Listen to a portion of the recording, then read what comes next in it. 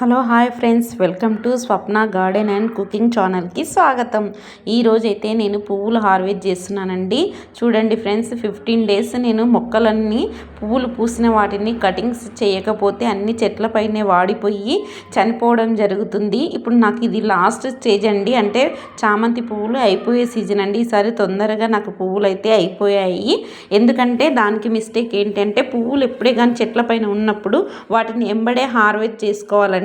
వాటిని అన్నిటిని కటింగ్ చేస్తేనే మళ్ళీ కొత్తగా మొగ్గలు అనేటివి వచ్చేసేసి బాగా పెరుగుతాయి. నాకైతే నేను చేసిన మిస్టేక్ అయితే ఇదేనండి.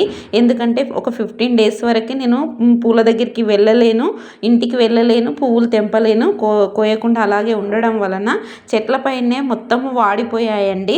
తెంపుదామని తెంపకుండా ఉంటే ఇలా అయిపోయాయి. చూడండి, ఇదంతా పువ్వులన్నీ వట్టిగా అదైపోయాయి. కాకపోతే నాకేంటంటే కింద మన పిల్ల మొక్కలు అనేటివి బాగా వస్తున్నాయండి.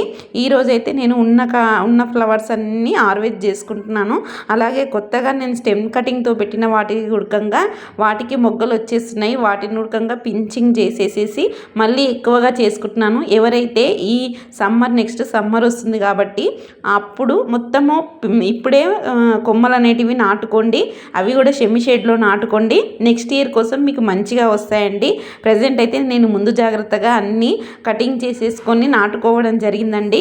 ఇంకా కొన్ని కొమ్మలు తీసేసి వీటిలో మట్టి వేసేసి వాటర్ పోస్తూ ఉంటే ఆ ఒట్టిగా ఉన్న కొమ్మలు ఉడకంగా మంచిగా మనకు చామంతి మొక్కలు అనేటివి వచ్చేస్తాయండి. గులాబీలు అయితే చాలా బాగా అన్నీ పూస్తున్నాయి. చామంతులు లాస్ట్ ఎండింగ్కి వచ్చేసేసాయండి. కొన్ని గ్రీనరీగా ఉన్నాయి మాత్రం ఇంకా పువ్వులు మొగ్గలతో ఉంటున్నాయి. నేను చేసిన మిస్టేక్ మీరు చేయకండి అని చెప్తున్నాను ఫ్రెండ్స్. ఓకేనా, బాయ్ అండి.